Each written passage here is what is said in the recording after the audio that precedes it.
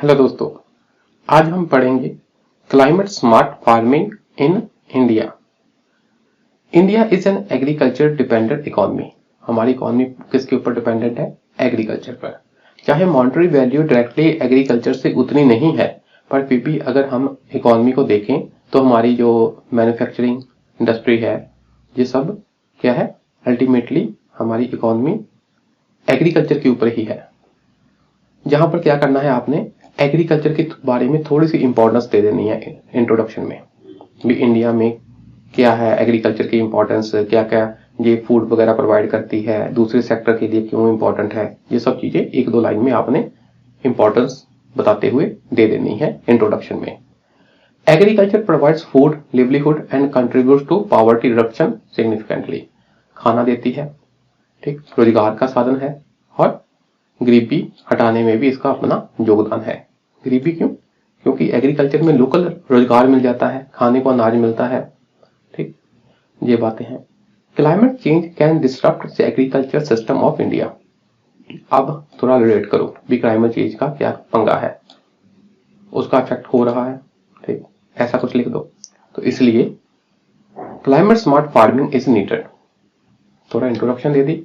अब देखो climate smart farming, आपने जब ऐसी कोई टर्मिनोलॉजी बड़ी सी लिख देनी है ना, तो ब्रैकेट में उसकी ऐसे फुल वो लिख देना है, कंसाइज CSF। तो क्वेश्चन के अगले हिस्सों में पूरी पूरी लाइन नहीं लिखनी, तो ये 3 शब्दों की जगह CSF वगैरह ऐसा कुछ अल्फाबेट लिख देने हैं। एक बार बता दिया तो नेक्स्ट टाइम अपने आप ये चीजें अंडरस्टूड होती हैं कि हाँ भी इसका मतलब ये है। CSF involves adaptation according to climate change. इसका क्या मतलब हुआ? ऐसी हमने एग्रीकल्चर करनी है जिसमें जो कि क्या हो, क्लाइमेट चेंज के अकॉर्डिंग हो, उसे कहते हैं climate smart farming, climate smart agriculture. क्या सिग्निफिकेंस है, क्या लाभ होगा, थोड़ा अपने मन में सोच के देखो। क्लाइमेट चेंज हो रहा है, प्रोडक्टिविटी पर नुकसान होगा, तो उस हिसाब से हम एग्रीकल्चर को बचा लेंगे अगर हम क्लाइमेट स्मार्ट एग्रीकल्चर करेंगे। देखिए कैसे कैसे। इंक्रीज इन प्रोडक्टिविटी बढ़ जाएगी। Improvement in food and nutritional security, food मिलेगा, न्यूट्रिशन मिलेगा। Boost in income and poverty reduction, income बढ़ जाएगी, गरीबी हटेगी।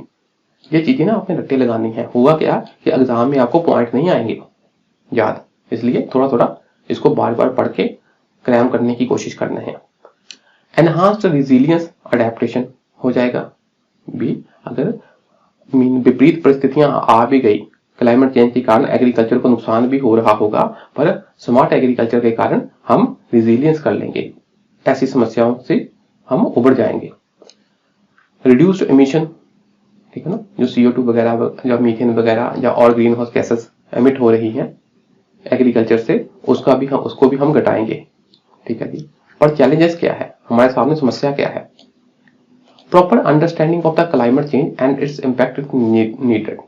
भी क्लाइमेट चेंज का क्या इफेक्ट होगा एग्रीकल्चर के ऊपर? क्या एक पर्टिकुलर एरिया में टेम्परेचर बढ़ने से उसकी यील्ड बढ़ेगी, घटेगी, क्या होगा? अगर कुछ प्रिसाइज इफेक्ट हमको पता होंगे तो ही तो हम सोल्यूशन है ना ढूंढ पाएंगे। This is a complex and huge task, ये इतना आसान नहीं है जानना। Quick adaptation for new changes is hard, जल्दी जल्दी अडेप्ट करना भी इतना आसान नहीं होता, ठीक, क्योंकि समझने में टाइम लगता है, ये बात है। इसके लिए क्या चाहिए? रिसर्च एंड डेवलपमेंट चाहिए, प्रॉपर डाटा चाहिए। Development of new and successful varieties of crops is a tough task हो गई। क्रॉप समझना टफ है और क्रॉप वैरायटियां तैयार करना भी क्या है, बहुत टफ है। Huge amount of investment in terms of capital, research and development, information and knowledge dissemination is needed.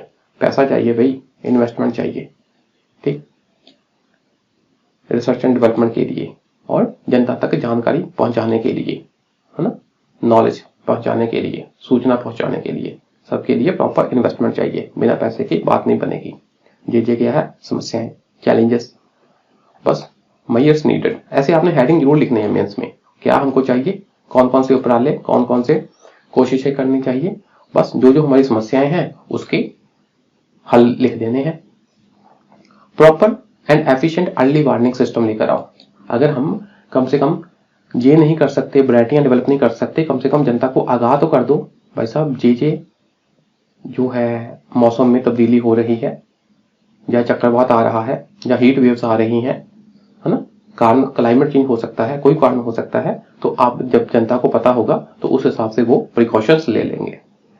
Use of mass media, mobile communication for delivering weather based agro advisory, ठीक है, जनता को सलाह देने के लिए, प्रॉपर जानकारी देने के लिए भी क्या स्टेप उठाए जाएं, इसलिए मास मीडिया वगैरह का, टेलीविजन, रेडियो है ना आपका,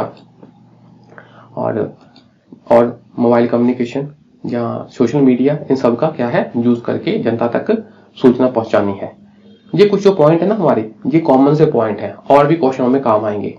early warning system, mass media, research development, proper investment, training, awareness generation, ये सारे कॉमन से पॉइंट है, इसलिए आपको याद होने चाहिए। ये रिसर्च एंड डेवलपमेंट करो, development of climate resilient crop variety करो, है ना, अच्छी अच्छी वैरायटियां लेकर आओ जो कि विपरीत क्लाइमेट सिचुएशन को सह सके।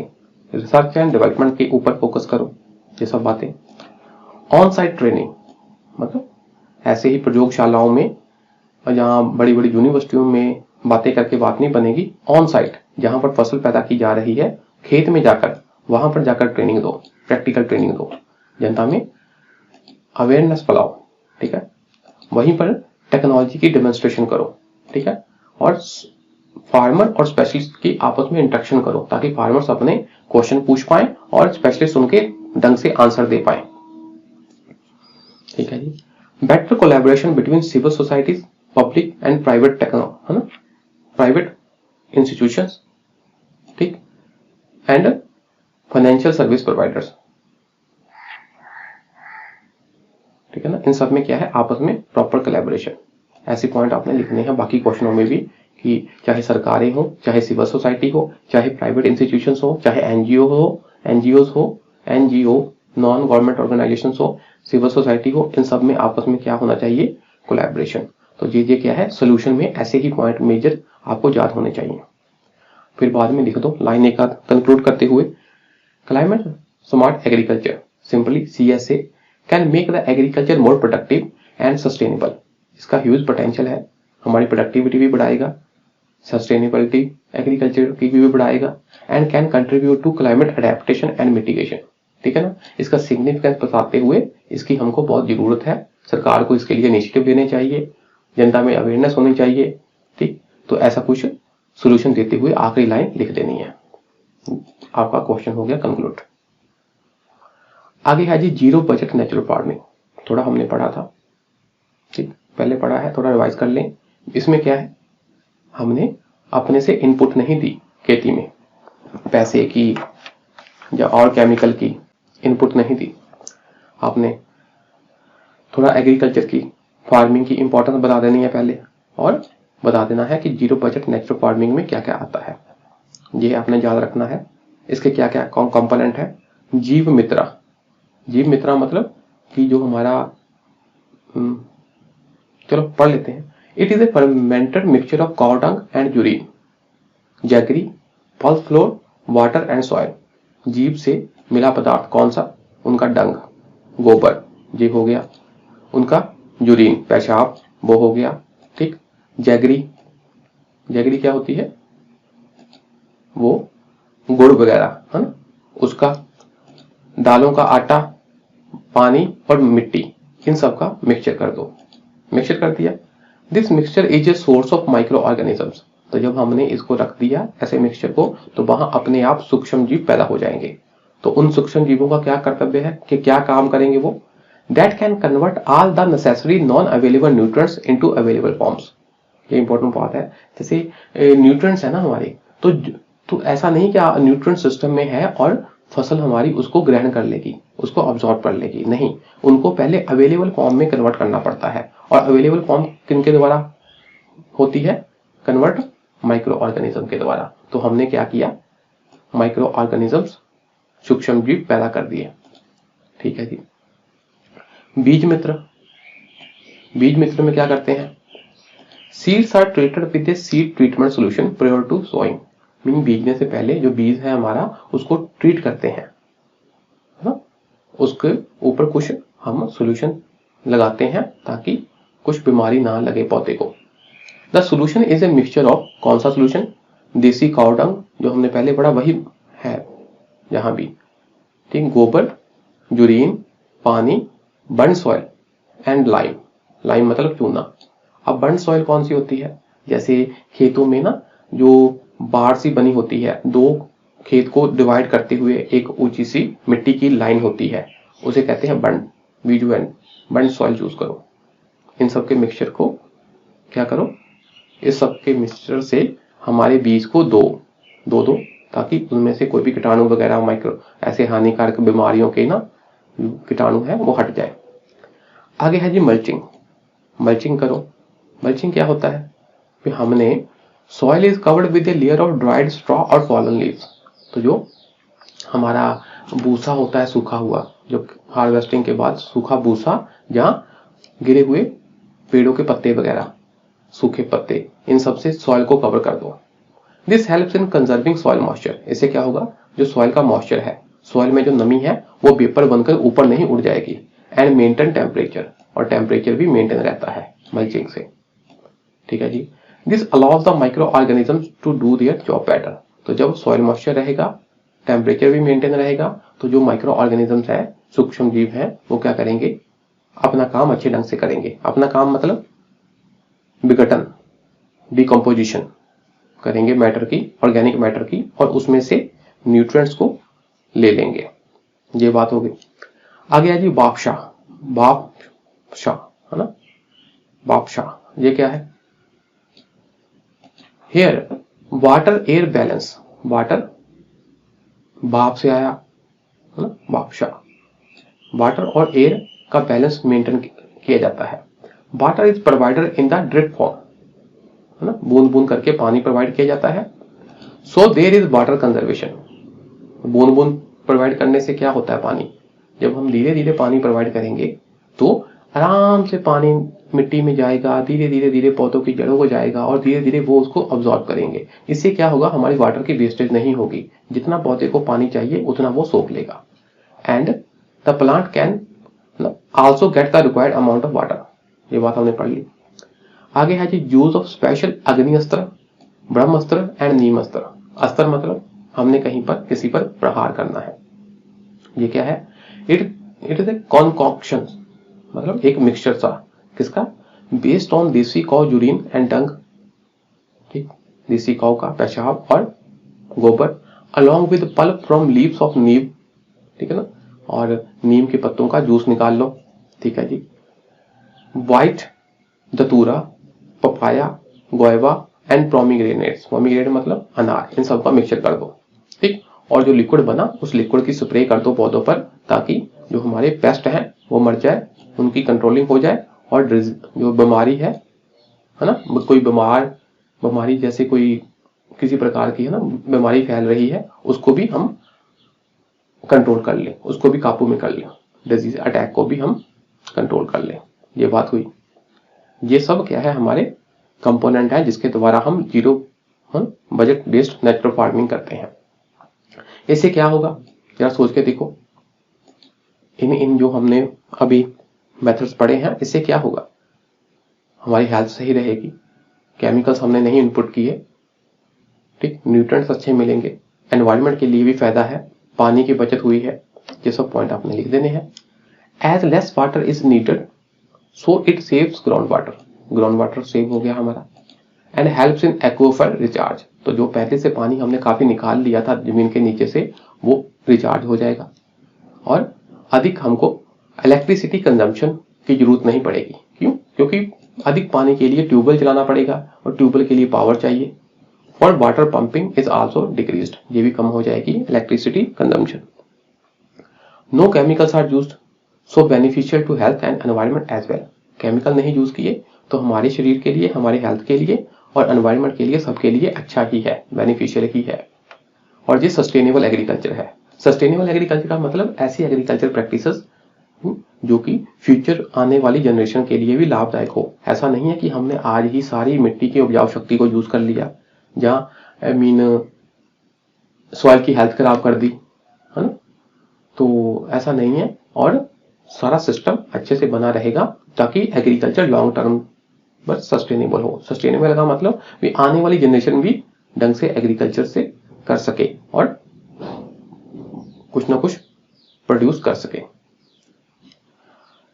और क्या करना चाहिए? Road map needed. क्या चाहिए हमको?